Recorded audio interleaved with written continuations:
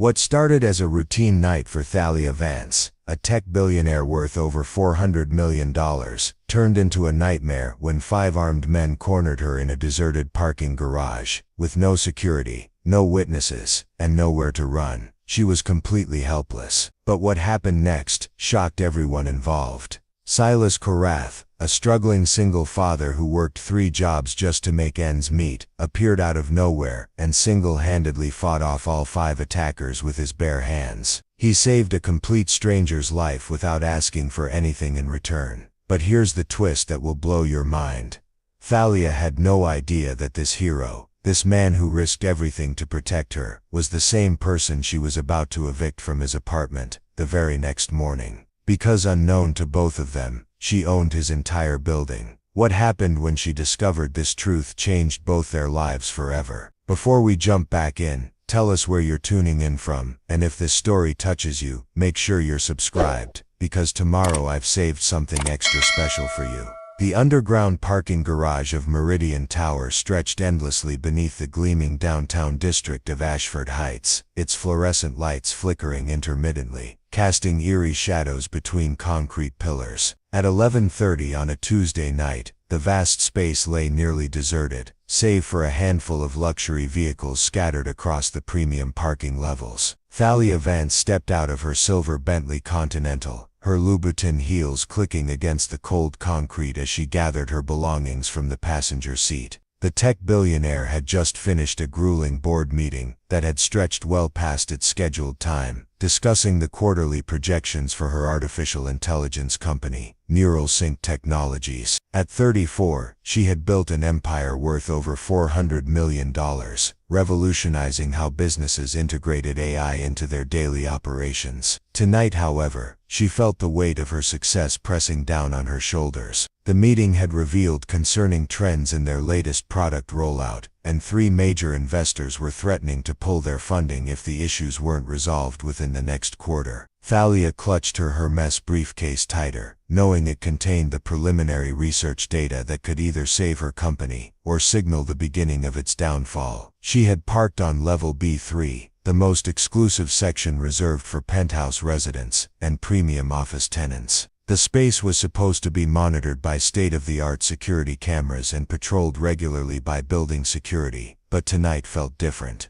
The usual hum of ventilation systems seemed muted, and several of the overhead lights had burned out, creating pockets of darkness between the parked cars. Thalia's phone buzzed with another urgent email from her head of development, but she ignored it, too exhausted to process any more crisis management tonight. She had moved to Ashford Heights specifically because of its reputation as the safest upscale district in the city, where crime rates were virtually non-existent, and security was supposed to be paramount. As she walked toward the elevator bank, her footsteps echoed through the cavernous space, each click amplified by the concrete walls and low ceiling. The elevator seemed impossibly far away, and she began to regret parking so deep underground. Her usual spot on level B1 had been occupied, forcing her to venture down to the lower levels where the lighting was sparse and the security presence minimal. That's when she heard them. The sound of multiple footsteps, deliberately muffled but unmistakably coordinated, began to match her pace from somewhere behind her. Thalia's pulse quickened as she risked a glance over her shoulder, spotting 5 shadowy figures emerging from between the parked vehicles. They moved with purpose, their faces obscured by dark hoodies and baseball caps, but their intent was unmistakable. Fear shot through her body like electricity as she realized her situation. The elevator was still 50 yards away, her phone had no signal in the underground garage, and the security cameras that should have been recording everything appeared to have been disabled. Red lights blinked ominously where green ones should have indicated active monitoring. Thalia quickened her pace, her heels now working against her as they clicked louder against the concrete, practically announcing her location to her pursuers. Her heart hammered in her chest as she calculated her options, all of which seemed hopeless. She was alone, unarmed, and facing 5 men who had clearly planned this encounter carefully. "Hey lady," called out a gravelly voice from behind her. "We just want to talk." The casual tone did nothing to mask the menace underneath, and Thalia broke into a run, abandoning any pretense of calm.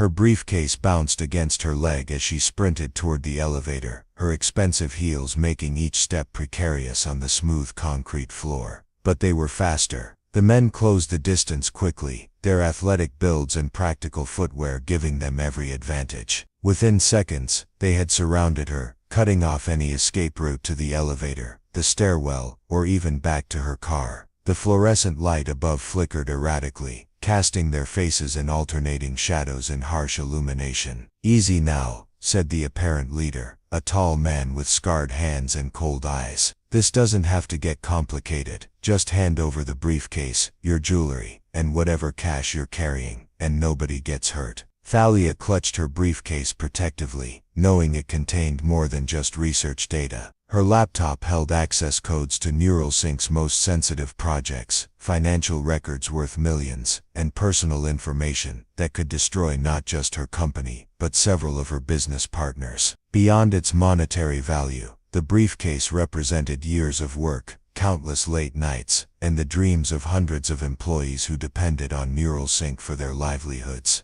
"I can give you money," she said, her voice steadier than she felt. "I can transfer whatever you want, but I need that briefcase. It contains nothing valuable to you but everything valuable to me." The leader laughed, a sound devoid of humor. "Lady, you're not in a position to negotiate. You're gonna give us everything, or we're gonna take everything. Your choice how easy you want to make this." The other 4 men stepped closer, forming in tighter circle around her. Thalia could smell stale cigarettes and cheap cologne, could see the hungry expressions on their faces as they assessed her diamond earrings, her Cartier watch, and the designer purse slung over her shoulder. These weren't desperate addicts looking for a quick score. They were professional criminals who had studied their target and chosen their moment carefully. "Please," Thalia tried once more, her voice now betraying her terror. "I'll give you whatever money you want. I can access my accounts right now, transfer hundreds of thousands if you just let me keep my work files." "See, that's where you're wrong," the leader said, pulling a knife from his jacket and letting the blade catch the fluorescent light. "We already know exactly what you're worth, Miss Vance. We know about your penthouse, your company, your bank accounts. We're not here for whatever cash you're carrying. We're here for everything." The use of her name sent ice through her veins. This wasn't a random mugging, it was a targeted attack. They had researched her, studied her routines, and planned this encounter down to the smallest detail.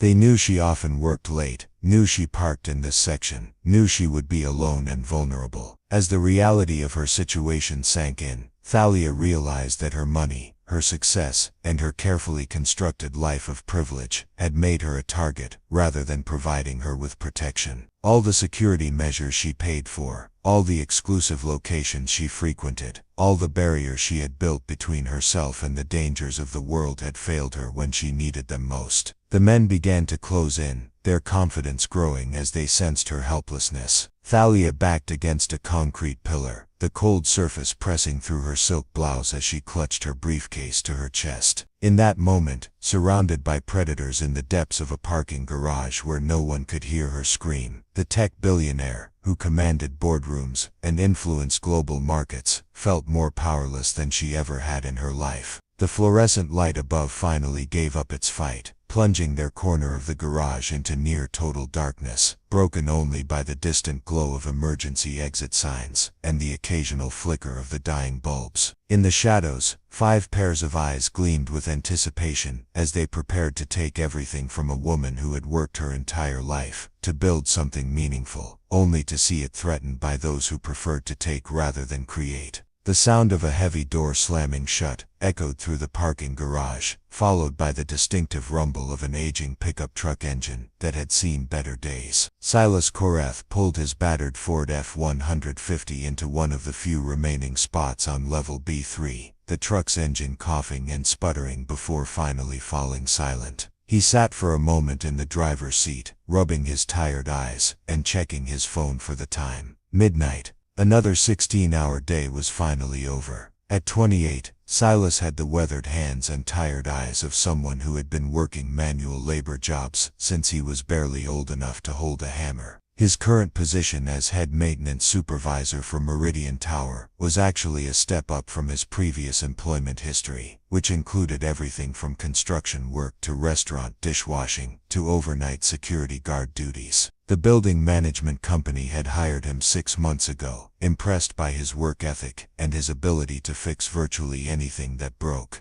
What they didn't know was that Silas had been sleeping in his truck more nights than not, unable to afford both rent and the basic necessities for daily survival. His apartment in the Greystone district was 3 months behind on rent, and his landlord had started leaving increasingly threatening notices on his door. The irony wasn't lost on him that he spent his days maintaining a building where a single month's rent for one of the premium units would solve all his financial problems. Preparing and narrating this story took us a lot of time, so if you are enjoying it, subscribe to our channel. It means a lot to us. Now back to the story. Tonight he had stayed late to repair a malfunctioning HVAC unit on the 15th floor, a job that should have been handled by the day shift but had been passed down to him because nobody else wanted to work past their scheduled hours. The repair had taken longer than expected, requiring him to disassemble half the system to reach a corroded component that had probably been failing for months. As he gathered his tools from the truck bed, Silas heard something that made him freeze. Voices, multiple voices, coming from the direction of the elevator bank. But it wasn't the casual conversation of residents heading home late. There was an edge to the voices, a predatory quality that triggered every survival instinct he had developed growing up in the rougher neighborhoods of the city. He moved quietly between the parked cars, his work boots silent against the concrete floor. Years of living paycheck to paycheck in dangerous areas had taught him to assess threats quickly and move without being detected. As he got closer to the source of the voices, he could make out individual words. Just hand it over, and nobody gets hurt. We know exactly what you're worth, Miss Vance. Silas crept closer, using the concrete pillars and parked vehicles for cover, until he had a clear view of the situation. 5 men had surrounded a woman in expensive business attire, and even in the dim lighting, he could see the knife blade gleaming in one of their hands. The woman was pressed against a pillar, clutching a briefcase to her chest, her face pale with terror. Every rational part of his mind told him to walk away. These weren't his problems, and he had enough troubles of his own without getting involved in whatever was happening here. He was one person against 5. He had no weapons beyond the basic tools in his belt, and he had no legal authority to intervene in what was clearly a serious crime in progress. But Silas had grown up watching his mother work 3 jobs to keep food on their table, had seen her struggle against people who thought they could take advantage of someone they perceived as powerless. He had sworn to himself long ago that he would never walk away when someone needed help, regardless of the personal cost. More importantly, something about this situation struck him as fundamentally wrong beyond the obvious criminality. This wasn't a random mugging. The attackers were too organized, too confident, too familiar with their victim. They had planned this, which meant they would likely escalate the violence regardless of whether the woman cooperated. Silas quietly set down his tool bag and pulled out the largest wrench he had, a heavy steel implement that could serve as an improvised weapon if necessary. He took a deep breath, calculating angles and distances, identifying which attacker posed the greatest immediate threat and which ones might flee if the situation turned against them. Then he stepped out from behind the parked BMW, where he had been concealed. "Evening, gentlemen," he said, his voice carrying clearly through the garage. "Seems like you're having some kind of misunderstanding here." The 5 men spun around, clearly startled by his sudden appearance. Their leader, still holding the knife, quickly assessed this new threat. Silas was tall and lean, with the kind of practical strength that came from years of physical labor, but he was still just one man facing 5 attackers. "Walk away, buddy," the leader called out, trying to maintain his confidence. "This isn't your business, and you don't want to make it your business." Silas continued walking toward them, the wrench hanging casually at his side. His work clothes were stained with oil and dust, his hands were rough and scarred from countless repair jobs, and his pickup truck behind him looked like it might not start again in the morning. To these predators, he probably looked like just another working-class guy who would back down when faced with superior numbers. They had no way of knowing that Silas had been in more fights than he cared to remember, that his childhood had been spent dodging bullies and protecting younger kids from the same kind of predatory behavior they were displaying now. They couldn't see the coiled tension in his movements, the way his eyes tracked each of their positions, or the calculating intelligence behind his seemingly casual approach. "See, here's the thing," Silas said, stopping about 10 feet away from the group. "I work maintenance for this building, which means I'm responsible for keeping everything in working order. That includes making sure residents and visitors don't get hassled in the parking garage." The woman behind the attackers looked at him with a mixture of hope and terror, clearly unsure whether his intervention would help or simply make her situation worse. Silas caught her eye for just a moment and gave her an almost imperceptible nod, a signal that she should be ready to move when the opportunity presented itself. "You're making a mistake," the leader said, raising his knife slightly. "There's 5 of us and 1 of you. Do the math and walk away while you still can." Silas shifted his weight slightly, the movement so subtle that none of the attackers recognized it as a fighting stance. He had learned long ago that the key to surviving outnumbered fights was to move fast, hit hard, and never let your opponents coordinate their attacks. "You know what I think," Silas said, his voice remaining conversational despite the tension. "I think you boys picked the wrong parking garage and the wrong target.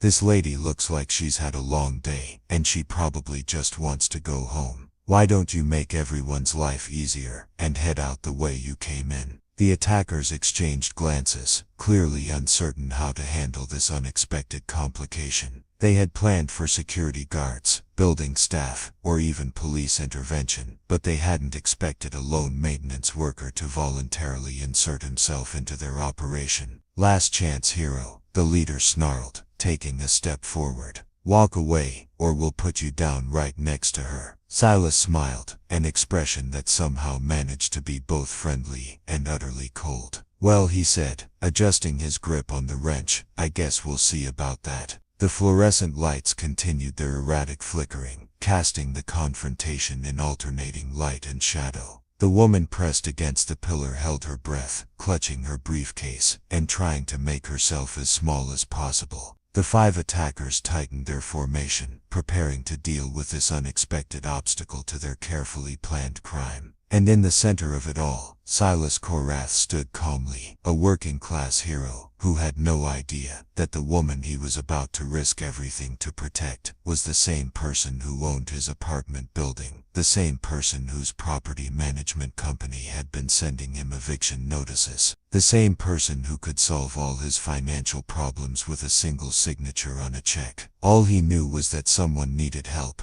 and he had never been the kind of person to walk away from that. What happened next unfolded with a violence so swift and precise that Thalia could barely process the sequence of events. One moment, 5 predators were closing in on her with confident malice, and the next, the parking garage, had become a battlefield where the maintenance worker moved like controlled lightning. The leader lunged first, his knife arcing toward Silas in a vicious overhand strike that should have ended the fight before it truly began. But Silas wasn't where the blade expected to find him. He had already stepped inside the attack, his heavy wrench connecting with the man's wrist with a sickening crack that sent the knife spinning across the concrete floor. Before the leader could even scream, Silas spun and drove his elbow into the second attacker's solar plexus, doubling him over and leaving him gasping for air on his knees. The third man tried to circle behind him, but Silas had anticipated the movement, pivoting and catching him across the temple with the flat side of the wrench. The attacker crumpled instantly, unconscious before he hit the ground. The 4th and 5th men hesitated for just a moment, suddenly realizing that their numerical advantage meant nothing against someone who moved with such devastating efficiency. That hesitation cost them everything. Silas grabbed the 4th man by his hoodie and used his momentum to slam him face first into the concrete pillar where Thalia was still pressed. The impact left a smear of blood on the pillar and another attacker motionless on the floor. The last man standing finally found his nerve and charged, but he was too slow and too predictable. Silas sidestepped the clumsy rush and brought the wrench down across the man's shoulder blade, sending him sprawling across the hood of a nearby Mercedes. The attacker slid off the car and lay groaning on the concrete, clearly finished.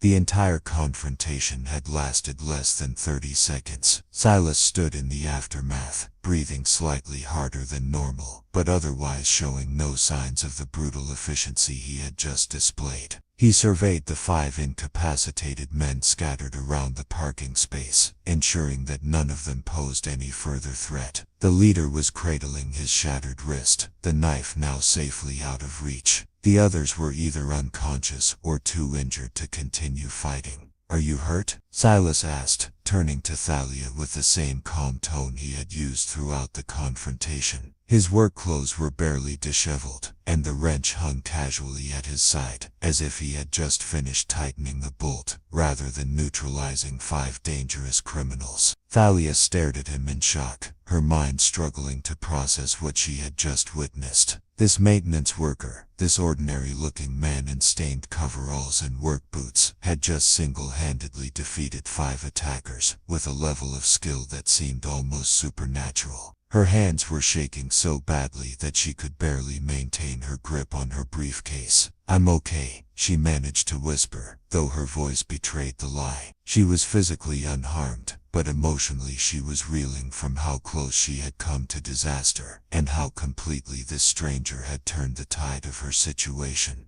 "Good," Silas said, pulling his cell phone from his pocket. "I'm calling the police. These guys aren't going anywhere, but we should get some official help down here to clean this up." As he dialed 911, Thalia found herself studying her unexpected savior more carefully. He was probably in his late 20s, with a kind of lean functional build that came from physical labor rather than gym workouts. His hands were scarred and calloused. His work clothes were clean but well worn, and there was an alertness in his eyes that suggested this kind of violence wasn't entirely foreign to him. "Police? Yeah, I need units at Meridian Tower, level B3 parking garage. 5 suspects attempted armed robbery, all suspects subdued and requiring medical attention. 1 victim, unharmed. I'll be here waiting." He ended the call and slipped the phone back into his pocket, then turned his attention back to Thalia. For the first time since the attack had begun, she felt safe enough to step away from the concrete pillar, though her legs were still unsteady from the adrenaline and shock. "How did you do that?" she asked, genuinely amazed. 5 men with weapons, and you made it look easy." Silas shrugged, seemingly uncomfortable with the attention. "Grew up in some rough neighborhoods. Had to learn to take care of myself early. Plus they weren't as tough as they wanted to appear. Bullies usually aren't." He moved around the scene, checking on the condition of each attacker, and ensuring that any weapons were secured. The leader was conscious, but clearly in significant pain from his broken wrist. 2 others were starting to stir from their unconscious states, groaning and trying to orient themselves. "Stay down," Silas advised them firmly. "Police are on their way, and I'd prefer not to have to put you down again." The authority in his voice was unmistakable, and the injured men made no attempt to get up or continue their attack. They seemed to understand that they had encountered someone far more dangerous than his maintenance worker appearance had suggested. "I don't know how to thank you," Thalia said, her voice stronger now but still shaky. "If you hadn't been here, if you hadn't intervened, don't think about it," Silas interrupted gently.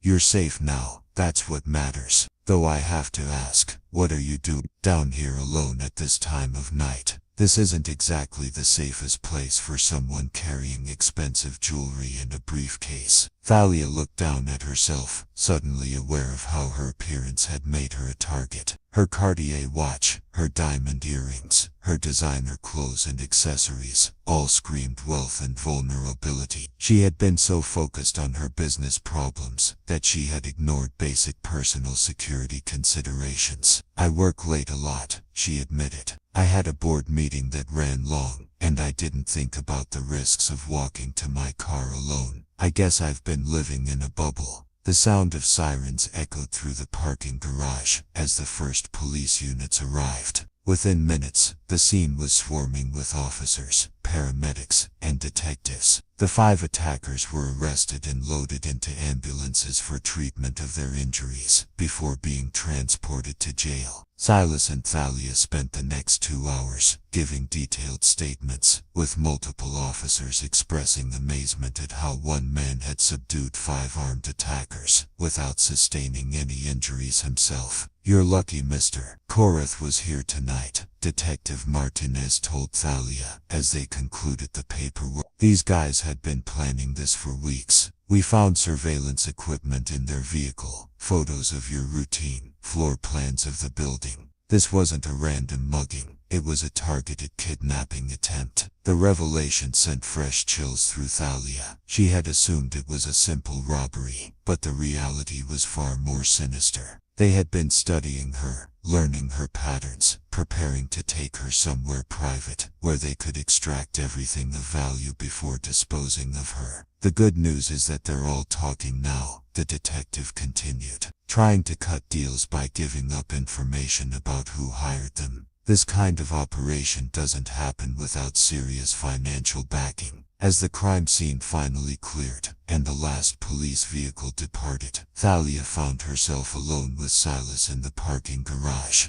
The fluorescent lights had been repaired by building maintenance, casting everything in harsh, bright illumination that made the bloodstains on the concrete look stark and real. "Can I at least buy you dinner?" Thalia asked, realizing how inadequate the gesture seemed given what he had done for her. "Or coffee. Something to show my appreciation." Silas glanced at his watch and smiled slightly. "It's past 2 in the morning. I don't think many places are open for dinner at this hour. There's a 24-hour diner about 6 blocks from here," Thalia said, surprising herself with her knowledge of late-night establishments. She had never eaten at such places, but her security team had briefed her on various locations for emergency situations. "I don't want to keep you up," Silas said, though there was something in his expression that suggested he wouldn't mind the company. "You've had a traumatic night. You should probably go home and get some rest." "I don't think I could sleep right now even if I tried," Thalia admitted. "The adrenaline is still pumping, and I keep thinking about what could have happened if you hadn't been here." They stood there for a moment, 2 people from completely different worlds who had been brought together by violence and were now connected by something neither of them fully understood. Thalia looked at this man, who had risked his life for a complete stranger, who had asked for nothing in return, who seemed genuinely more concerned about her well-being than his own recognition or reward. "All right," Silas said finally. "Coffee sounds good, but I'm driving separately. My truck might not look like much, but it runs." As they walked toward their respective vehicles, Thalia realized that she didn't even know basic information about the man who had saved her life. She knew his name from the police report, knew he worked maintenance for her building, but beyond that he was a mystery. A mystery who had just demonstrated skills and courage that most people only possessed in fiction. What she didn't know, as she climbed into her Bentley and followed his battered pickup truck toward the diner, was that Silas Korath lived in an apartment building that she owned through a shell corporation, that he was 3 months behind on rent, and that her property management company had scheduled his eviction for the following morning. The irony of the situation would become apparent soon enough, but for now, all that mattered was that 2 people who had shared an extraordinary experience were about to sit down together and try to make sense of a night that had changed both their lives in ways they couldn't yet imagine. The Golden Griddle Diner sat on the corner of 5th and Madison like a time capsule from the 1950s, its neon sign flickering intermittently in the pre-dawn darkness. Chrome stools lined a counter that had seen thousands of late-night conversations, while red vinyl booths offered privacy for those seeking refuge from the outside world. At 2:30 a.m. on a Wednesday morning, the establishment hosted an eclectic mix of night shift workers, insomniacs, and people whose lives had been disrupted by circumstances beyond their control. Thalia had never set foot in such a place. Her usual dining experiences involved reservations at establishments with Michelin stars, private dining rooms, and wine lists that cost more than most people earned in a month. But as she slid into the cracked vinyl booth across from Silas, she found something oddly comforting about the unpretentious atmosphere and the aroma of coffee that had been brewing since the Carter administration. 2 coffees, black, Silas told the waitress, a middle-aged woman with tired eyes and comfortable shoes who looked like she had been working night shifts for decades. Make mine with cream and sugar, please, Thalia added, earning a slight smile from Silas. Not a black coffee kind of person, he asked as the waitress moved away. I usually drink espresso, Thalia admitted, from a machine that costs more than most people's cars, but tonight feels like a good time to try something different. They sat in comfortable silence for a few minutes, both processing the events that had brought them together. The diner's other patrons paid them no attention. A woman in expensive business attire sitting across from a maintenance worker was apparently not unusual enough to merit interest in this particular establishment. So Thalia said finally, "What made you decide to work maintenance at Meridian Tower? You clearly have skills that could open other doors." Silas stirred his coffee thoughtfully before answering. "Steady work, decent pay for what it is, and they don't ask too many questions about your background. Plus I like fixing things. There's something satisfying about taking something broken and making it work again." "What did you do before?" Thalia pressed gently. "Various things," Silas replied, his tone suggesting that he preferred not to elaborate. "Construction, security work, whatever paid the bills. I've never been the type to plan too far ahead. Just focus on getting through each day and hope tomorrow brings something better." The waitress returned with their coffee and a plate of pie that nobody had ordered but that she apparently felt was necessary for the situation. "On the house," she said with a wink. "You both look like you've had the kind of night that requires pie." After she left, Thalia took a sip of her coffee and was surprised to find it better than she had expected. Not the artisanal quality she was accustomed to, but honest and strong, and exactly what the moment required. "What about you?" Silas asked. "What kind of work keeps you in the office until midnight on a Tuesday?" "I run a technology company," Thalia said, unconsciously downplaying her role. "We develop artificial intelligence solutions for businesses. It's complicated and often stressful, but I love the challenge of building something that didn't exist before." "Must be successful," Silas observed, gesturing toward her jewelry and designer clothing. "Successful enough," Thalia agreed. "But success comes with its own problems, like making yourself a target for people who think taking is easier than earning." They talked for another hour, their conversation ranging from work to philosophy to the strange circumstances that had brought them together. Thalia found herself genuinely enjoying the discussion, appreciating Silas's straightforward perspective and his lack of agenda. He wasn't trying to impress her, wasn't angling for business connections or investment opportunities, wasn't performing the careful social dance that characterized most of her interactions. For his part, Silas was intrigued by this successful businesswoman who seemed genuinely interested in his thoughts and experiences. Despite her obvious wealth and privilege, she listened more than she talked and asked thoughtful questions rather than making assumptions about his life or circumstances. It wasn't until they were preparing to leave that fate decided to reveal its twisted sense of humor. Thalia was searching through her purse for her car keys, when an envelope fell out and landed on the table between them. The envelope was white with a logo that Silas recognized immediately. Pinnacle Property Management, the company that handled his apartment building. "Sorry," Thalia said, reaching for the envelope. "Work papers. They follow me everywhere." But Silas was staring at the logo with a mixture of confusion and growing concern. "Pinnacle Property Management," he said slowly. "You work with them." "Work with them?" Thalia laughed. "I own them. It's one of my smaller companies. Handles residential properties throughout the city. Not very glamorous compared to the tech work, but it provides steady revenue stream." The color drained from Silas's face as the implications hit him like a physical blow.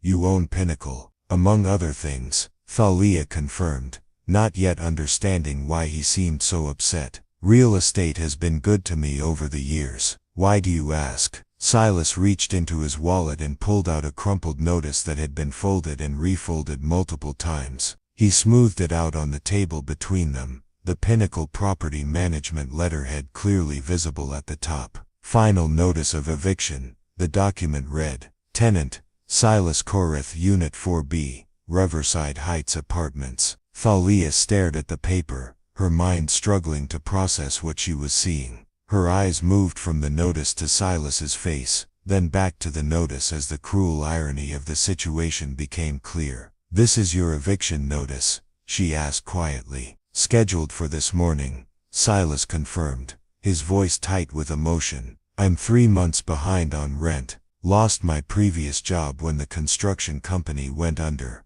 and it took me 2 months to find the position at Meridian Tower. I've been trying to catch up, but the late fees and penalties keep piling up faster than I can pay them down." Thalia picked up the notice and read it more carefully, noting the amount owed and the threatening language about legal action and property seizure. It was signed by James Morrison, the property manager she paid to handle such matters so she didn't have to deal with them personally. "I had no idea," she said, which was true but sounded pathetic even to her own ears. "I don't handle the day-to-day operations of the property management side. I have people who throw people out on the street when they can't make rent," Silas finished bitterly.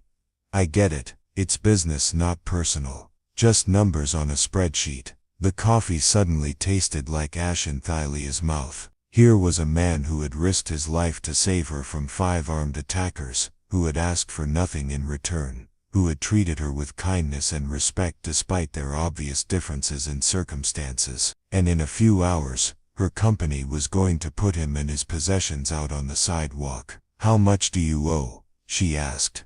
"Does it matter?" Silas replied, sliding the notice back into his wallet. "The decision's been made. Your property manager was very clear that there would be no more extensions, no payment plans, no exceptions. I've got until 9 a.m. to be out, or the sheriff will remove me." Thalia felt sick. She had built her wealth partially on the backs of people like Silas, people who struggled to make rent while she collected checks and complained about profit margins. She had insulated herself from the human cost of her business decisions, letting other people handle the unpleasant necessity of evictions and collections. "I can fix this," she said urgently. "I can call Morrison right now, cancel the eviction, work out a payment plan." "Can you?" Silas asked, his tone skeptical. "Or will you call your property manager tomorrow and tell him to give the troublesome tenant another month because you're feeling guilty? What happens when that guilt fades? What happens the next time I'm short on rent?" The question hung between them like a barrier, highlighting the fundamental inequality of their positions. Thalia could fix his immediate problem with a phone call, but that very ability emphasized how precarious his situation was and how little control he had over his own life. "I saved your life tonight," Silas continued, his voice quiet but intense. "I didn't know who you were, didn't expect anything in return. I did it because it was the right thing to do. But now I find out that the person I risked everything to protect is the same person who's about to make me homeless." Thalia wanted to argue, wanted to explain that she wasn't personally responsible for every business decision made by her various companies. But she knew that such explanations were just elaborate ways of avoiding responsibility for the consequences of her choices. "You're right," she said finally. "This is wrong, all of it. The way my companies operate, the way I've insulated myself from the human impact of business decisions. You shouldn't have to worry about losing your home because you hit a rough patch." Silas studied her face, looking for signs of manipulation or calculation. But all he saw was genuine distress and what appeared to be sincere regret. "What are you saying?" he asked. "I'm saying that meeting you tonight has opened my eyes to some things I've been willfully blind to," Thalia replied. "And I want to find a way to make this right. Not just for you, but for everyone who's been caught in this kind of situation." The diner had grown quieter as the night shift workers headed home and the early morning crowd had not yet arrived. The two of them sat in their booth, surrounded by the detritus of their late-night conversation, trying to figure out how to navigate the complex moral landscape that had opened up between them. Neither of them knew that this moment would become the foundation for changes that would affect not just their own lives, but the lives of hundreds of families throughout the city. All they knew was that the universe had played a cruel joke by bringing them together under circumstances that revealed both the best and worst aspects of the society they lived in. The woman who had everything was learning that her wealth had come at a cost she had never bothered to calculate. And the man who had nothing was discovering that sometimes the most powerful people are also the most capable of change, if they can find the courage to confront the consequences of their choices. The first hints of dawn were beginning to creep over the Ashford Heights skyline when Thalia and Silas finally left the Golden Griddle Diner. The parking lot was nearly empty, except for their two vehicles, the stark contrast between her gleaming Bentley and his weathered pickup truck serving as a physical reminder of the economic gulf between them. But as they stood beside their cars in the cool morning air, something had fundamentally shifted in the dynamic between them. The revelation about the eviction notice had stripped away the polite social distance that wealth and circumstance typically maintained, leaving them to confront the raw reality of their interconnected lives. "I want you to know," Thalia said, breaking the silence that had stretched between them during the last few minutes in the diner, "that I meant what I said in there. This situation, what my company is doing to you, it's not acceptable." Silas leaned against his truck, his expression guarded but not hostile. "And what exactly are you proposing to do about it? Cancel my eviction out of guilt, maybe knock a few hundred off my rent for a couple months until your conscience feels better?" The bitterness in his voice was understandable, but it stung nonetheless. Thalia recognized that anything she offered now would seem like charity or manipulation, a powerful person buying their way out of moral complexity rather than addressing the fundamental issues at play. "No," she said firmly. "That would just be a band-aid on a much larger problem. What I'm proposing is more comprehensive than that." She pulled out her phone and began scrolling through her contacts, looking for the number she needed. "First, I'm calling James Morrison right now to cancel your eviction and any others scheduled for this week. Then I'm scheduling an emergency meeting with my property management team to review our entire approach to tenant relations." "It's 4:30 in the morning," Silas pointed out. "Morrison is paid very well to be available when I need him," Thalia replied, pressing the call button. The phone rang only twice before a groggy voice answered. "James, it's Thalia Vance. I need you to immediately cancel any evictions scheduled for today and send me a complete list of all tenants currently facing eviction proceedings." She listened for a moment to Morrison's confused protests, then cut him off with an authority that brooked no argument. "I don't care what the policies are. I'm changing the policies. Have the list to me by 9 a.m. and clear your schedule for this afternoon. We're having a comprehensive review of how Pinnacle handles tenant issues." After ending the call, she turned back to Silas. "Your eviction is canceled, but that's just the beginning." "And what comes after the beginning?" Silas asked, clearly skeptical about where this was heading. Thalia took a deep breath, recognizing that what she was about to propose would sound either incredibly naive or genuinely revolutionary, depending on one's perspective. "I want you to come work for me," she said, "not in maintenance, and not as some token gesture of goodwill. I want you to help me completely restructure how my property management company operates." Silas raised an eyebrow. "I don't know anything about running a business, but you know everything about being on the receiving end of bad business practices," Thalia countered. "You understand what it's like to struggle with rent, to deal with unresponsive property managers, to face eviction despite your best efforts to make things work. That perspective is exactly what I need." She began pacing between their cars, her mind racing with possibilities she had never considered before. "I've been thinking about this wrong for years. I've been focused on maximizing profit margins and minimizing operational costs, treating housing as just another commodity to be optimized. But housing isn't just a commodity, it's where people build their lives." "That's a nice sentiment," Silas said, "but sentiment doesn't pay mortgages or keep the lights on. Your investors aren't going to appreciate you suddenly deciding to prioritize tenant welfare over returns." "Maybe it's time I stopped caring so much about what my investors appreciate," Thalia replied. Maybe it's time I started caring more about whether my business practices are actually making the world better or worse. The conversation was interrupted by Silas's phone buzzing with a text message. He glanced at it and winced. What is it? Thalia asked. Sheriff's Department, Silas said, confirming the 9 a.m. eviction appointment. I guess your property manager hasn't gotten the message to them yet. Thalia immediately dialed Morrison again, this time with considerably less patience. James, the sheriff is still planning to execute the eviction of Silas Korath at 9 a.m. You need to contact them immediately and cancel that order. And while you're at it,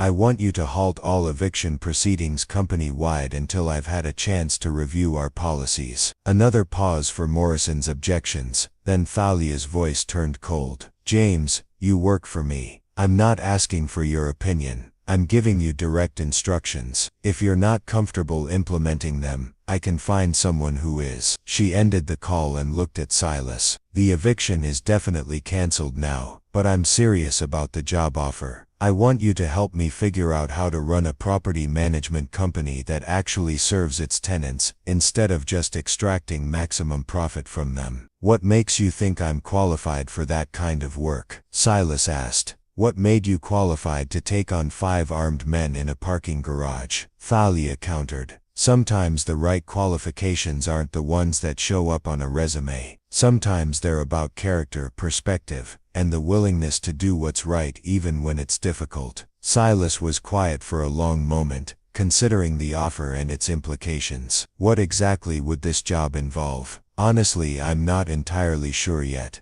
Thalia admitted. I'm making this up as I go along, but I'm thinking something like tenant advocacy coordinator or director of community relations. Someone who interfaces between the company and the people living in our properties, who ensures that their voices are heard and their concerns are addressed. She pulled out her business card and wrote a number on the back. This is my personal cell phone. I want you to think about it today. Maybe come by my office this afternoon, if you're interested. We can discuss salary, benefits, and exactly how this position would work. What kind of salary are we talking about? Silas asked, his practical nature asserting itself. Whatever you're making now, plus enough to cover your back rent and get you caught up on your other bills, Thalia said. And then we'll set a salary that reflects the importance of the work you'll be doing. Housing advocacy is specialized work. It should be compensated accordingly. The offer was almost too good to believe, which made Silas suspicious. Why are you doing this? A few hours ago you didn't even know I existed. Now you want to restructure your business practices and offer me a job that didn't exist yesterday. It was a fair question, and Thalia took a moment to formulate an honest answer. Because tonight showed me something I've been avoiding for years, she said finally. I've been so focused on building wealth and growing my companies that I've lost sight of the impact my decisions have on real people. You risked your life to help a stranger, while my company was preparing to throw you out on the street. That's not just ironic, it's a fundamental indictment of how I've chosen to do business. She gestured toward the city skyline, where the morning sun was beginning to illuminate the glass towers that housed her various enterprises. I have more money than I could spend in 10 lifetimes, but what's the point of that wealth if I'm using it in ways that make other people's lives harder? You showed me tonight that there are more important things than profit margins and quarterly growth targets. Silas studied her face, looking for signs of manipulation or insincerity. But what he saw was a woman who seemed genuinely shaken by their encounter, someone who was questioning fundamental assumptions about her life and work. This isn't just charity, he asked. If it was charity, I'd write you a check and feel good about myself, Thalia replied. What I'm proposing is much harder than charity. I'm asking you to help me figure out how to run a business that makes money while also making people's lives better. That's going to require real work, real commitment, and probably some real conflict with people who prefer the status quo. The morning traffic was beginning to pick up around them, early commuters, heading to jobs that would pay their bills and hopefully leave them enough to cover rent, groceries, and maybe a small emergency fund if they were lucky. Watching them pass, Both Thalia and Silas were acutely aware of how precarious most people's financial situations really were. "I'll think about it," Silas said finally. "But I have one condition." "What's that?" "If I take this job, I want to start by reviewing every single eviction case from the past year. I want to understand who's getting thrown out, why, and whether there were alternatives that could have kept families in their homes." Thalia nodded. "Agreed. In fact, I want you to go further than that. I want you to review our entire tenant screening process, our rent increase policies, our maintenance response procedures, everything that affects how people experience living in our properties." They exchanged contact information and agreed to meet at NeuralSync Technologies headquarters later that afternoon. As they prepared to leave, Silas had one final question. "What makes you think your board of directors and your investors are going to go along with this sudden change in business philosophy?" Thalia smiled, an expression that held both determination and a hint of rebellious anticipation. "I guess we're going to find out. But I've built these companies from nothing, and I still control the majority stake in most of them. If they don't like my new approach to business, they're welcome to find other investments." As she climbed into her Bentley and watched Silas drive away in his pickup truck, Thalia realized that she felt more energized and purposeful than she had in years. For the first time since building her business empire, she was excited about going to work for reasons that had nothing to do with profit margins or market domination. The woman who had started the night as a target for kidnappers was ending it as someone committed to using her wealth and influence to address the very inequalities that had made her a target in the first place. And the man who had started the night facing homelessness was ending it with an opportunity to help reshape how business could be done when human dignity was prioritized alongside financial success. Neither of them knew exactly how this experiment would turn out, but both were ready to find out. 3 months after that life-changing night in the parking garage, the 14th floor of the NeuralSync Technologies building had been transformed into something unprecedented in corporate America. What had once been a sterile conference room now served as the headquarters for Pinnacle Property Management's revolutionary tenant advocacy program, complete with a dedicated hotline, comfortable seating areas for private consultations, and walls covered with testimonials from families whose lives had been changed by the new approach to property management. Silas Korath sat behind a desk that still felt surreal, reviewing case files that represented real people facing housing crises throughout the city. His official title was Director of Community Relations, but in practice, he had become something much more significant: the bridge between corporate policy and human reality. The transformation in his circumstances was remarkable, but the changes he had implemented at Pinnacle were nothing short of revolutionary. "Mrs. Patterson's rent assistance application has been approved," announced Jennifer Walsh, the social worker Silas had hired to help coordinate support services for struggling tenants. "That's the third family this week we've been able to keep in their homes through the Emergency Assistance Fund." The Emergency Assistance Fund was one of Silas's most successful innovations, a pool of money that Thalia had established to help tenants facing temporary financial hardships. Rather than immediately starting eviction proceedings when rent was late, Pinnacle now offered interest-free loans, payment plans, and connections to social services that could address underlying problems. "What's the total so far this quarter?" Silas asked, though he already knew the numbers by heart. 47 families kept in stable housing, average cost per intervention $320, Jennifer replied. "Compare that to the average cost of processing an eviction, which runs about $1,500 when you factor in legal fees, court costs, lost rent during vacancy, and rehabilitation expenses for new tenants." The financial argument was compelling, but for Silas, the real victory was measured in different terms. Children who didn't have to change schools, elderly residents who could age in familiar surroundings, working families who had time to address medical emergencies or job losses without losing their homes in the process. Thalia appeared in the doorway, having just finished a contentious board meeting that had focused heavily on the property management division's changing approach. Her expression was tense, a stark contrast to the enthusiasm she had shown during the early weeks of their collaboration. "How did it go?" Silas asked, though her demeanor already provided most of the answer. "Richard Hawthorne is organizing resistance," Thalia said, closing the door behind her and settling into one of the comfortable chairs that had replaced the intimidating conference table that once dominated the room. "He's convinced 3 other board members that our social experiment is damaging shareholder value and setting dangerous precedents." Richard Hawthorne was Thalia's largest external investor, a man whose portfolio included everything from pharmaceutical companies to private prisons, all selected based on their ability to generate maximum returns regardless of their social impact. His opposition to the Pinnacle reforms had been growing steadily as the program gained public attention and media coverage. "What kind of resistance?" Silas asked, setting aside the case files to focus on what was clearly a serious threat to everything they had built. "He's demanding detailed financial projections showing the long-term profitability of tenant advocacy programs," Thalia explained. "He wants proof that treating tenants as human beings rather than revenue sources won't ultimately hurt our bottom line. And if you can't provide that proof, he's threatening to call for a vote of no confidence in my leadership,"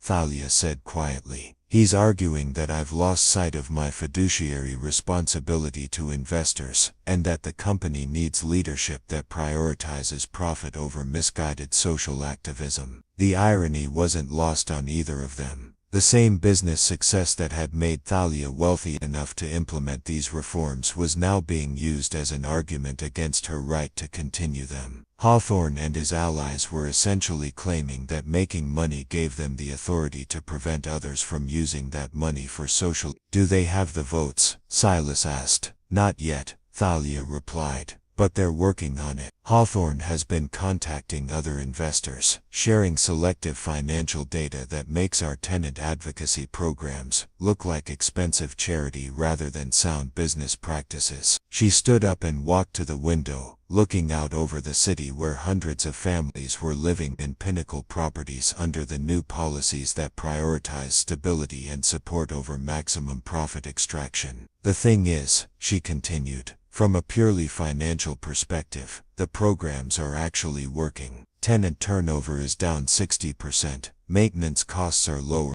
because people take better care of homes they're not afraid of losing, and we're getting premium rental rates because word has spread about how we treat our tenants." "Then why is Hawthorne pushing back so hard?" Silas asked. "Because it's not really about the money," Thalia said, turning away from the window. "It's about control and precedent. If other companies see that treating people decently can be profitable, it threatens the entire model that people like Hawthorne use to justify their business practices." The conversation was interrupted by a knock on the door. Jennifer Walsh entered with an expression of excitement and concern. "Sorry to interrupt, but I thought you should know that Channel 7 News is here," she announced. "They want to do a feature story on the tenant advocacy program for their evening broadcast." Thalia and Silas exchanged glances. Media attention had been largely positive so far, with several newspapers and magazines featuring their story as an example of innovative corporate social responsibility. But television coverage would reach a much broader audience, and potentially attract more scrutiny from both supporters and critics. "What's their angle?" Thalia asked. "They're calling it the unlikely partnership. How a parking garage hero transformed corporate housing," Jennifer replied. "They want to interview both of you about how the program started, and what kind of results you're seeing." The media attention had been an unexpected consequence of their work together. The story of a wealthy CEO and a maintenance worker collaborating to reform predatory business practices had captured public imagination in ways that neither of them had anticipated. Silas in particular had been uncomfortable with the personal attention, preferring to focus on the work rather than his role in achieving. "We should do it," Thalia said decisively. "The more public support we can generate, the harder it will be for Hawthorne to argue that these programs are bad for business." "Are you sure?" Silas asked, More publicity means more scrutiny. If they dig into the details of how we met, of what was happening with my eviction notice, it could be embarrassing for both of us. Let them dig, Thalia replied firmly. The truth is that this whole program started because I was forced to confront the human cost of my business practices. That's not embarrassing. It's the point. 2 hours later, they sat in the Tenant Advocacy Center while cameras captured them reviewing case files and discussing success stories. The reporter, Maria Santos from Channel 7, had clearly done her homework and asked pointed questions about both the financial and social implications of their approach. Critics argue that you're essentially subsidizing tenants who can't afford market-rate housing. Santos said to Thalia during one segment, "How do you respond to the charge that this creates unsustainable expectations and undermines the basic principles of free market economics?" I'd respond that those critics are defining market rate in terms that ignore the actual market conditions most people face, Thalia replied. When someone loses their job due to a medical emergency, or when a single parent has to choose between paying rent and buying groceries, that's not a market failure on their part. That's a market that isn't accounting for the reality of human life. Santos turned to Silas. You were facing eviction yourself when you first met Miss Vance. Some people might see your current position as a form of personal compensation rather than genuine policy reform. How do you address that concern?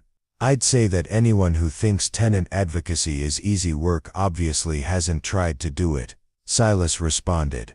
Every case file on this desk represents a family in crisis. Finding solutions that keep people housed while maintaining property values requires real skill and real commitment. This isn't charity, it's professional social work applied to housing management. The interview concluded with footage of Silas and Jennifer Walsh meeting with the Patterson family, whose rent assistance had allowed them to keep their apartment while the father recovered from a construction accident.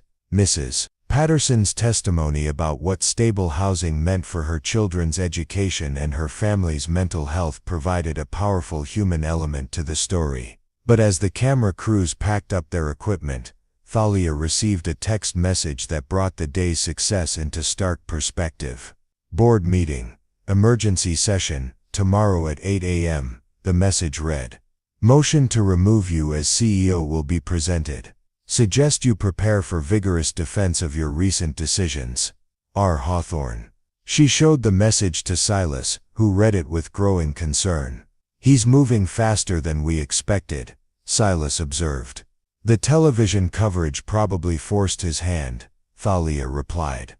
Once this story airs tonight, our approach to tenant advocacy becomes public knowledge. If he's going to challenge it, he needs to act before public opinion makes it politically impossible.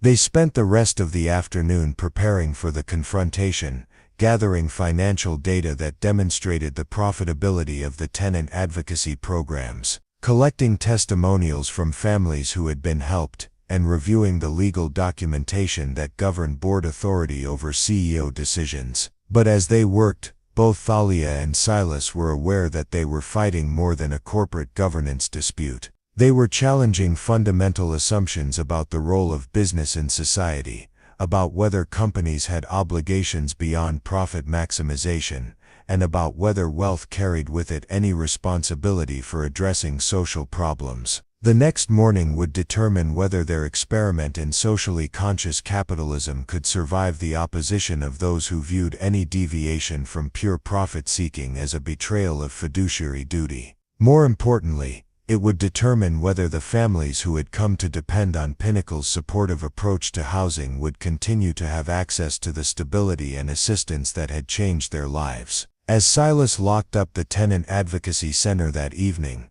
he reflected on how much his life had changed since that night in the parking garage. 3 months ago, he had been facing homelessness with no prospects beyond daily survival. Now he was part of a movement that was challenging some of the most fundamental assumptions about how business should operate in modern society. But he was also aware that everything they had built could be destroyed by a single vote in a corporate boardroom, decided by people who had never missed a meal or worried about making rent.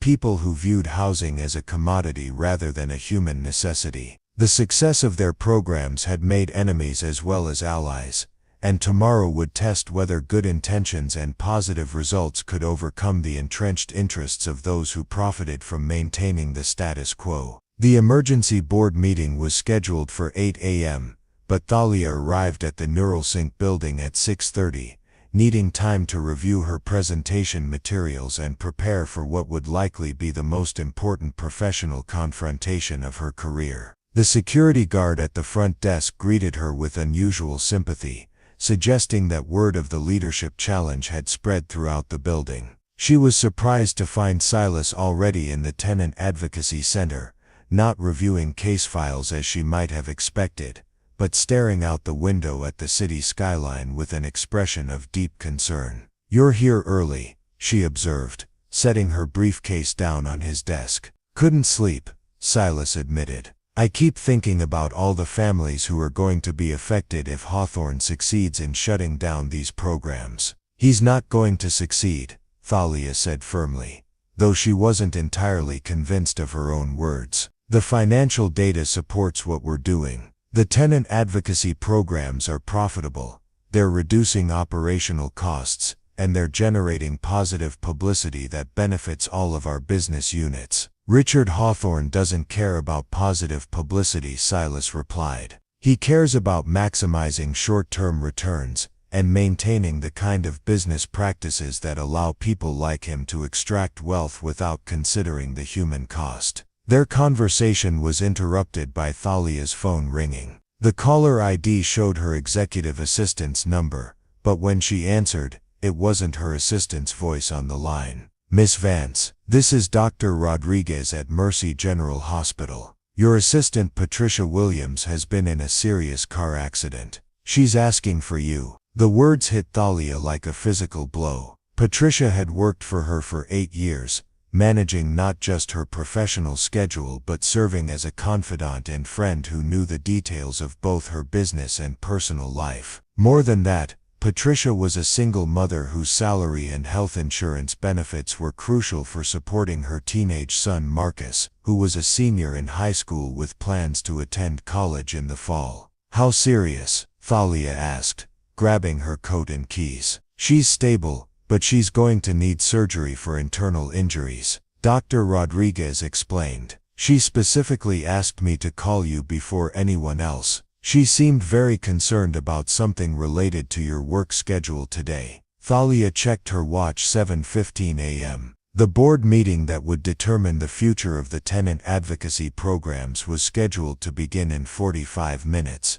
and she had no idea how long the hospital visit would take. "I'm on my way," she told the doctor, ending the call. Silas had heard enough of the conversation to understand the basic situation. "Go," he said immediately. "Patricia needs you, and that's more important than any board meeting." "But the vote," Thalia protested. "If I'm not there to defend the programs, Hawthorne will have a clear path to shut everything down." "Then I'll go in your place," Silas said, standing up and straightening his tie. It was one of only 2 ties he owned, purchased specifically for public speaking events related to the tenant advocacy work. "Silas, you don't have authority to speak for the company in a board meeting," Thalia pointed out. "You're not even technically a Neuralink employee. Your salary comes from Pinnacle." "Then give me authority," he replied. "Make me your official representative for this meeting. I know the financial data as well as you do. I know the case studies, and I've been dealing with board member questions about the program for months." Thalia hesitated. Sending Silas to represent her in the most important board meeting of her career was an enormous risk. He had never dealt with the kind of aggressive corporate politics that Hawthorne specialized in, and his working-class background might make him an easy target for condescension and manipulation. But Patricia's situation was genuinely urgent, and Silas had proven himself capable of handling pressure in ways that most corporate executives never could. "Are you sure about this?" she asked. "I'm sure that Patricia's son shouldn't have to wonder if his mother is going to be okay while you're sitting in a conference room defending programs that exist to help families exactly like theirs," Silas replied. And I'm sure that everything we've built here is worth fighting for, even if I have to do the fighting alone." Thalia made her decision. She pulled out her phone and called the board secretary, authorizing Silas to act as her official representative with full authority to speak on behalf of the company's property management policies. Then she grabbed a folder containing backup copies of all their presentation materials and handed it to him. "The key points are highlighted in green," she said quickly. "The financial projections show consistent profitability. The tenant satisfaction surveys demonstrate significant improvement in resident retention, and the case studies provide concrete examples of families who were helped rather than displaced." "I've got it," Silas assured her. "Go take care of Patricia. We'll handle the board." Thalia left for the hospital while Silas gathered the presentation materials and prepared for the most important professional challenge of his life. He had 30 minutes to review complex financial data and prepare arguments that could determine the future of programs that had transformed hundreds of lives. At Mercy General Hospital, Thalia found Patricia conscious but sedated in the pre-operative area, her normally immaculate appearance replaced by hospital gowns and monitoring equipment. Despite her obvious pain and the medication, Patricia's first concern was for Thalia's work schedule. "The board meeting," Patricia whispered. "Hawthorne called 3 times yesterday trying to get information about your presentation. I didn't tell him anything, but he knows you're vulnerable." "Don't worry about the board meeting," Thalia said, taking her assistant's hand. "Silas is handling it. Your only job right now is to focus on getting better." "Marcus," Patricia said, her voice growing weaker as the pre-operative medication took effect. "If something happens to me, his college fund is in the credit union. The paperwork is in my desk. He's been working so hard." "Nothing is going to happen to you," Thalia said firmly. "You're going to be fine, and Marcus is going to college as planned. I'll make sure of it." But as Patricia was wheeled into surgery, Thalia realized that her assistant's concerns about financial security were entirely justified. If Patricia was unable to work for an extended period, her salary would stop, her health insurance might not cover all the medical expenses, and her son's college plans could be derailed by circumstances completely beyond their control. It was exactly the kind of situation that the tenant advocacy programs were designed to address, but for employees rather than renters. The irony wasn't lost on Thalia that she had been so focused on helping strangers that she hadn't fully considered how her own employees might need similar support during personal crises. Meanwhile, in the NeuralSync boardroom, Silas faced a hostile audience of 12 board members, with Richard Hawthorne leading the charge against the tenant advocacy programs. The presentation he had prepared focused on financial data and operational improvements, but Hawthorne's attacks were more personal and philosophical. "Mr. Koras," Hawthorne said during the question period, "you're asking us to believe that a maintenance worker with no business education or corporate experience should be making decisions about how to allocate shareholder resources. Don't you think that's somewhat presumptuous? I think that someone who has actually experienced housing insecurity might have insights that are valuable when designing housing policies." Silas replied calmly, "My background isn't in corporate finance, but it is in understanding what it's like to worry about making rent while working multiple jobs. And that qualifies you to override the judgment of professional property managers who have decades of experience maximizing returns on real estate investments." Hawthorne pressed, "It qualifies me to recognize that maximizing short-term returns and providing stable housing aren't necessarily contradictory goals." Silas responded,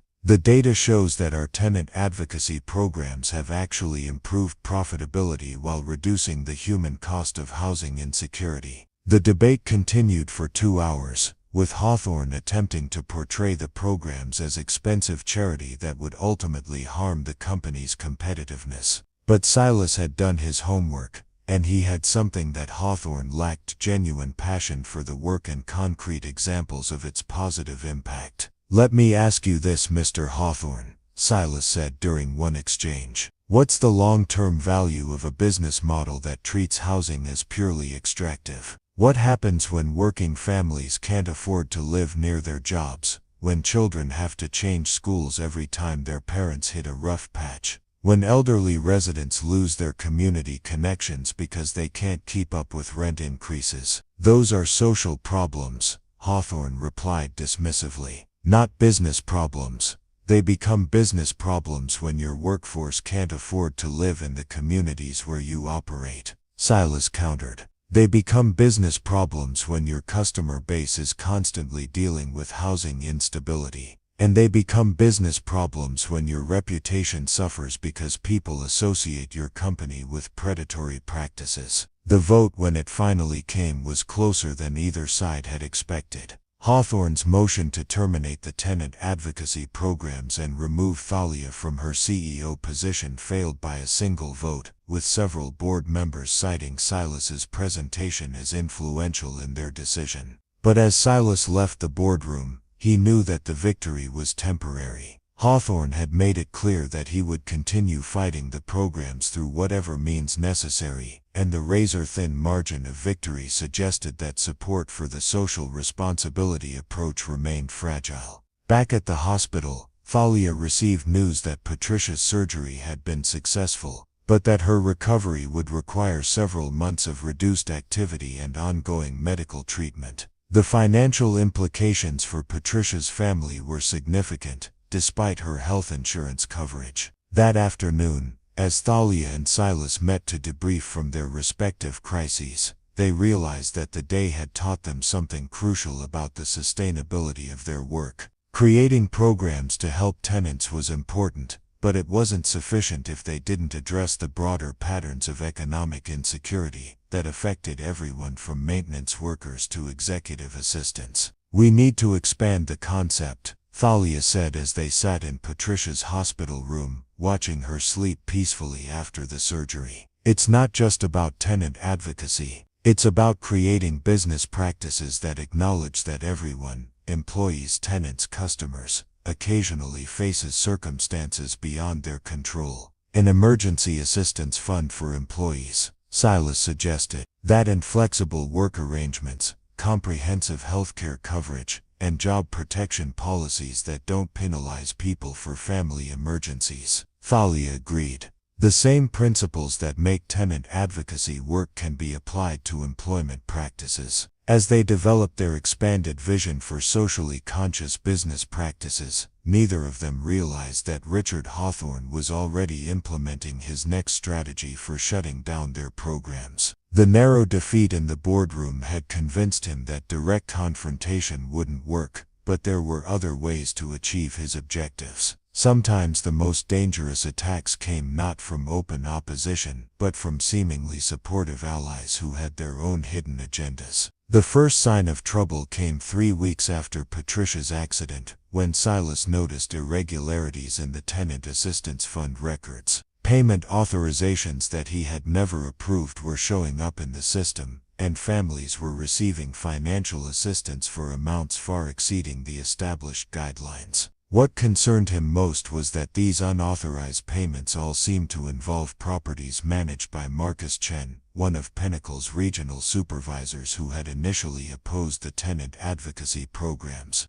but had recently become one of their most vocal supporters. "Something's not right here," Silas told Jennifer Walsh as they reviewed the discrepancies during their weekly case management meeting. The Henderson family received $1,500 for a security deposit assistance, but our maximum authorization for that category is $500. The Morrison family got $2,000 for emergency rent relief, but they were only 2 months behind at $400 per month. Jennifer pulled up the digital records on her laptop, cross-referencing the payments with the original case files. These all have approval signatures from Marcus Chen, but they also have secondary authorizations that appear to be forged, she observed. "Someone's been manipulating the system to make it look like we're spending far more money than we actually are." The implications were immediately clear to both of them. If someone was artificially inflating the costs of the tenant advocacy programs, they could create financial data that would support Richard Hawthorne's arguments about the unsustainability of socially conscious business practices.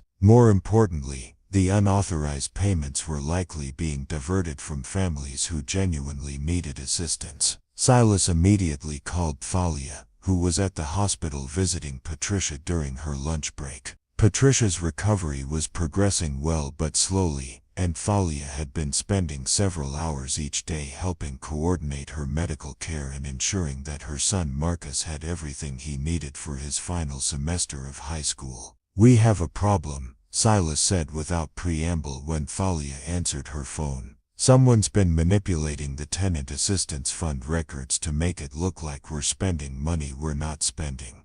"How much money are we talking about?" Thalia asked, her voice tight with concern.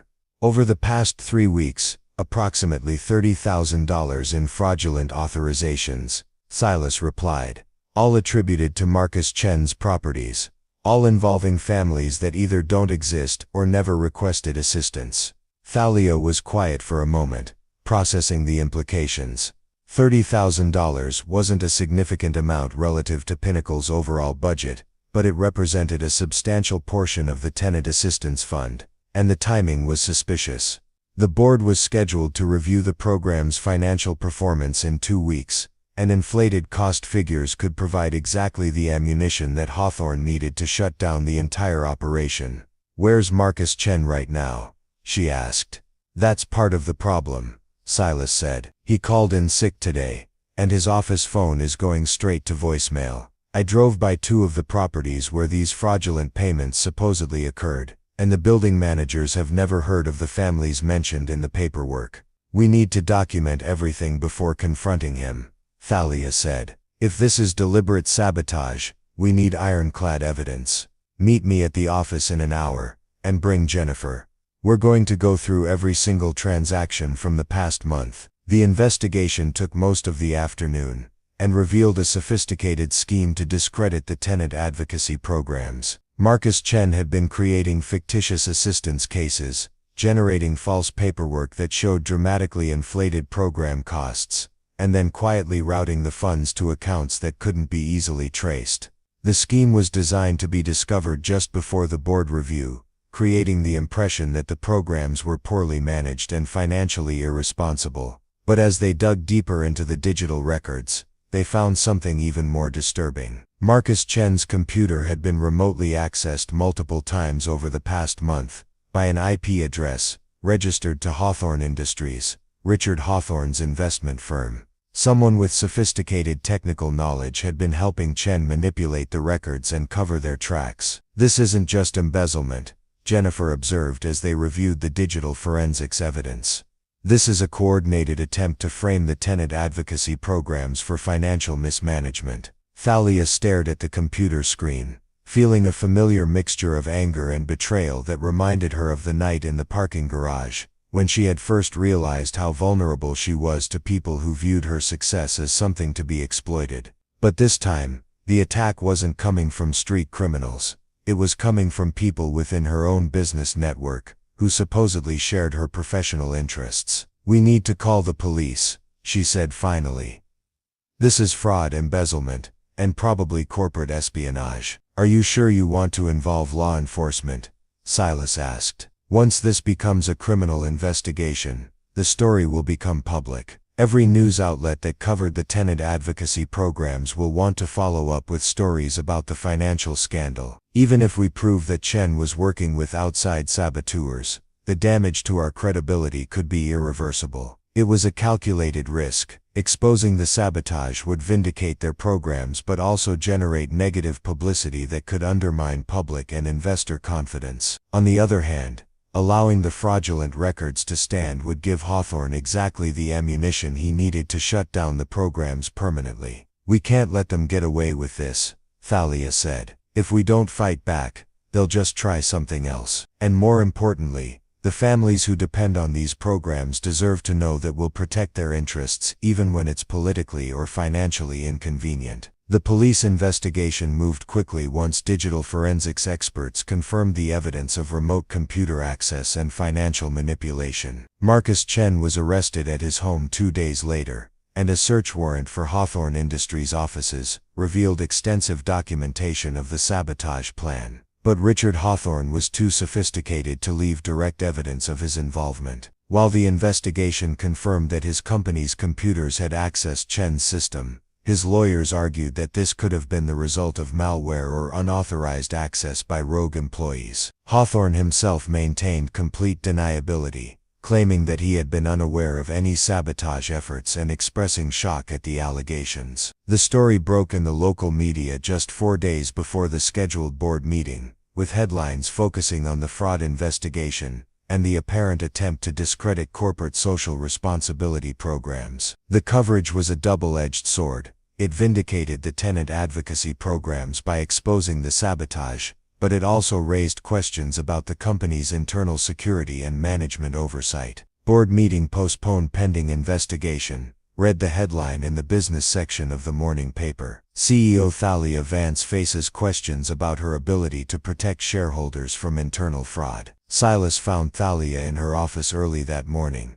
surrounded by newspapers and printouts of online articles, trying to assess the damage to her company's reputation and the future prospects for the tenant advocacy programs. "How bad is it?" he asked, settling into the chair across from her desk. "Professionally, it's manageable," Thalia replied. "The forensics evidence is clear. The police investigation supports our version of events, and most of the board members understand that we were victims of sabotage, rather than perpetrators of mismanagement." "But," Silas prompted, sensing that there was more to her assessment, "but Hawthorne is already using this as evidence that socially conscious business practices make companies vulnerable to exploitation," Thalia explained. "He's arguing that our focus on helping tenants distracted us from proper financial oversight and created opportunities for fraud that wouldn't exist in a more traditional business model." The argument was cynical but effective. Even though the tenant advocacy programs had been the target rather than the source of the fraud, Hawthorne was positioning the incident as proof that companies shouldn't deviate from purely profit-focused approaches to business. "So what do we do now?"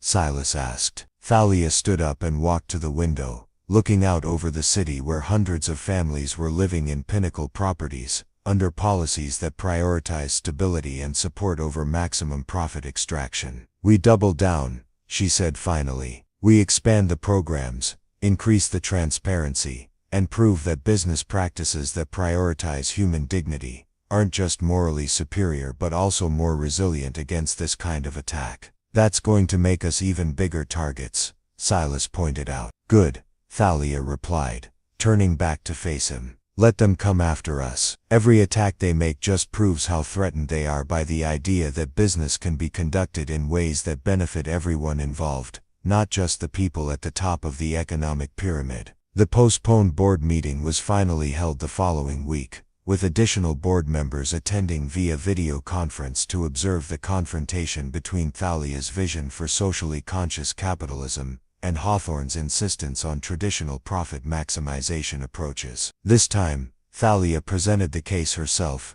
using the sabotage attempt as evidence that their programs were effective enough to warrant coordinated opposition from those who profited from housing insecurity and economic desperation. "The fact that someone felt it necessary to commit fraud in order to discredit these programs tells you everything you need to know about their actual effectiveness," she argued. "If tenant advocacy was really bad for business, they wouldn't have needed to fabricate evidence of financial problems." The vote, when it came, was decisive. Not only did the board reject Hawthorne's motion to terminate the tenant advocacy programs, but they also approved Thalia's proposal to expand similar initiatives across all of the company's business units. But as the meeting concluded, Hawthorne approached Thalia with a final threat that revealed the true depth of his opposition to her business philosophy. "You think you've won something here," he said quietly, making sure that no other board members could overhear. "But this is just the beginning. I have resources you can't imagine, and I have allies throughout the business community who understand that what you're doing threatens the entire system that made us all wealthy." "Are you threatening me personally, Richard?" Thalia asked, keeping her voice calm despite the menace in his tone. "I'm promising you that if you continue down this path, you'll discover just how much resistance organized wealth can generate when it feels threatened," Hawthorne replied. "Your little experiment in corporate altruism has made enemies of people who don't forgive and don't forget." As he walked away, Thalia realized that the battle for the future of socially conscious business practices had only just begun. The victory in the boardroom was important, but it had also escalated a conflict that now involved forces far more powerful and dangerous than a single disgruntled investor. The woman who had started this journey as a victim of street crime was now facing threats from people who commanded resources and influence that made her original attackers look like amateurs. But she was no longer the same person who had been cornered in that parking garage 9 months earlier, and she was no longer fighting alone. The resolution came not through corporate boardrooms or legal proceedings, but through the power of investigative journalism and public scrutiny. 3 days after Richard Hawthorne's veiled threats, Maria Santos from Channel 7 News called Thalia with information that would change everything. "We've been investigating Hawthorne Industries' business practices as a follow-up to our tenant advocacy story," Santos explained during their phone conversation. "What we found goes far beyond the Marcus Chen sabotage incident." Santos had uncovered a pattern of corporate espionage and market manipulation that stretched across multiple industries and involved several prominent business leaders who shared Hawthorne's philosophy about maximizing profits regardless of social cost. Internal emails obtained through a whistleblower revealed explicit discussions about neutralizing companies that prioritize social responsibility over pure profit maximization. "They have a whole network," Santos continued. "Real estate companies, pharmaceutical firms, private equity groups, all coordinating to undermine competitors who try to implement socially conscious business practices. They call themselves the Profit Priority Coalition, and your tenant advocacy programs were specifically mentioned as a threat that needed to be eliminated." The evidence was damning. Email communications showed Hawthorne personally authorizing payments to Marcus Chen for his sabotage efforts, discussing strategies for discrediting Thalia's leadership, and coordinating with other investors to short-sell Neuralink stock in anticipation of the company's anticipated failure. More significantly, the investigation revealed that similar sabotage efforts had been conducted against at least 12 other companies that had attempted to implement progressive employment or customer service practices. The Profit Priority Coalition had systematically destroyed businesses and careers of executives who dared to suggest that capitalism could serve purposes beyond wealth concentration. The story aired as a special investigative report that generated immediate national attention. Within hours of the broadcast,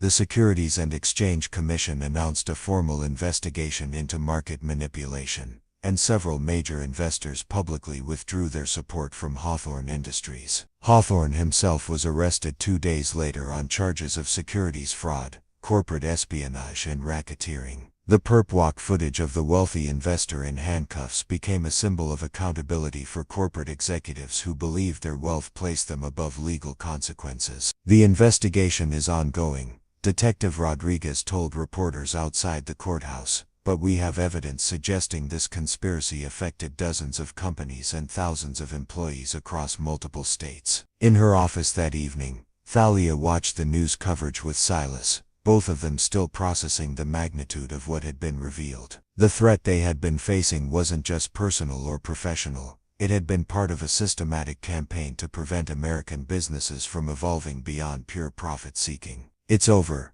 Silas said quietly as they watched Hawthorne's attorney proclaim his client's innocence to a skeptical press corps. "No," Thalia replied, her voice filled with determination rather than relief. "It's just beginning. Now we know how much our work matters, and how many people are depending on us to prove that business can be done differently." The victory felt surreal, but it was undeniably complete. 2 years after that fateful night in the Meridian Tower parking garage, the same underground space had been transformed into something unprecedented in corporate America. Where flickering fluorescent lights had once cast ominous shadows, warm LED panels now provided consistent illumination. Where concrete pillars had offered hiding places for predators, colorful murals now depicted scenes of community strength and mutual support. Most significantly, where Thalia Vance had once faced her greatest vulnerability, a bronze plaque now marked the location as the founding site of the National Tenant Advocacy Institute. The transformation extended far beyond aesthetics. Level B3 of Meridian Tower had been converted into a community resource center that operated 24 hours a day, staffed by social workers, legal advocates, and peer counselors who understood firsthand the challenges of housing insecurity. The space served not just residents of Pinnacle Properties, but anyone in the city facing housing-related crises. Thalia stood before a gathering of 300 people in the building's renovated conference center, addressing the second annual Community Impact Awards ceremony. The audience included tenant advocates from across the country, social workers, formerly homeless individuals who had become community leaders, and business executives who had implemented similar programs in their own companies. When I first walked into this building 2 years ago, I thought I understood success, she said, her voice carrying easily through the packed auditorium. I had built companies worth hundreds of millions of dollars, employed thousands of people, and achieved everything I thought I wanted. But I had never asked the most important question: what was my success actually accomplishing for the world beyond my own bank account? In the front row,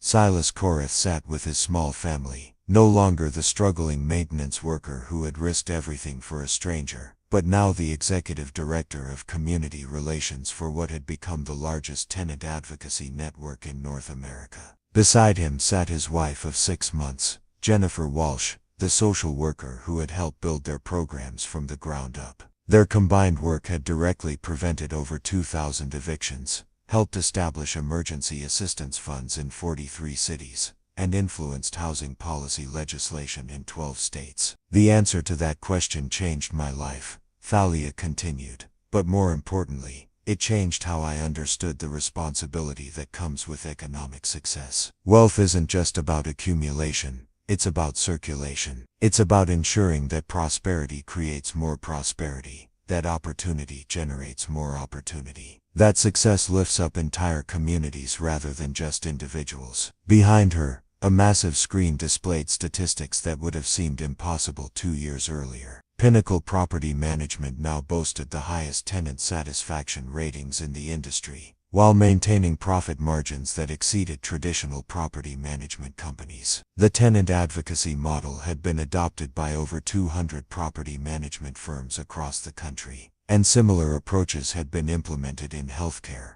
retail, and manufacturing sectors. Patricia Williams, now fully recovered and serving as Director of Employee Advocacy for NeuralSync Technologies, took the podium to introduce the evening's keynote speaker. Her son Marcus had graduated valedictorian from his high school and was now a sophomore at Stanford University, studying social entrepreneurship with plans to expand community-focused business practices internationally. Our keynote speaker tonight represents the power of second chances and the importance of seeing potential where others see only problems. Patricia announced, "Please welcome Dr. Sarah Chen, Director of the Urban Housing Research Institute at Georgetown University." Dr. Chen was the sister of Marcus Chen, the property manager who had been caught sabotaging the tenant advocacy programs 2 years earlier. Instead of distancing herself from her brother's actions, she had used the incident as motivation to research and develop better approaches to preventing corporate fraud, while protecting social responsibility initiatives. "My brother made terrible choices that hurt people who were trying to help vulnerable families," Dr. Chen said as she began her presentation. "But rather than pretend that corruption doesn't exist in socially conscious businesses, we need to develop systems that make such businesses more resilient and transparent than traditional profit-focused companies." Her research had led to the development of blockchain-based transparency protocols that made financial manipulation virtually impossible, while maintaining the flexibility necessary for emergency assistance programs. The technology was now being used by over 500 organizations worldwide. As the ceremony concluded, Thalia and Silas found themselves back in the parking garage where their partnership had begun, now transformed but still recognizable as the site where two strangers had discovered they could change each other's lives by changing how they understood success and responsibility. "Do you ever think about what would have happened if you hadn't been working late that night?" Thalia asked, looking at the bronze plaque that marked the exact spot where 5 men had cornered her with criminal intent. "I think about it all the time," Silas replied, "but not because I regret what happened. I think about it because it reminds me how many other moments like that are happening right now, all over the city, all over the country. Moments when someone has to choose between walking away from a problem or stepping up to help solve it. They walked toward the elevator that would take them back to the Community Resource Center, where the night shift was preparing to assist families facing eviction, domestic violence, medical emergencies, and dozens of other crises that could destroy lives if left unaddressed. The beautiful thing, Thalia said as they waited for the elevator, is that we've proven those moments don't have to be rare individual acts of heroism. We've built systems that make helping people a normal part of how business operates. Above them, in apartments throughout the city, families slept securely in homes they could afford, because of policies that prioritize stability over maximum profit extraction. Children attended the same schools for years instead of being uprooted by frequent evictions. Elderly residents aged in communities where they had built relationships and support networks. The transformation was measurable in statistics, but more importantly, it was visible in the faces of people who no longer had to choose between paying rent and buying medicine, between staying in unsafe housing and becoming homeless, between maintaining dignity and asking for help. As they reached the Community Resource Center, now bustling with activity, as night shift advocates assisted families throughout the city, Thalia realized that the most valuable security she had ever created wasn't found in corporate firewalls or personal bodyguards, but in the connections forged when people chose to help each other rather than exploit each other. The woman who had once been a target for predators had become a beacon for people who believed that wealth and power could be used to create more wealth and power for everyone. The man who had once faced homelessness had become an architect of systems that ensured no one had to face such threats alone. Sometimes, the most profound transformations begin with the simplest choice to help a stranger in need, and to keep helping until the world becomes the kind of place where such help is no longer extraordinary, but ordinary. Up next, you've got two more standout stories right on your screen. If this one hit the mark, you won't want to pass these up. Just click and check them out, and don't forget to subscribe and turn on the notification bell, so you don't miss any upload from us.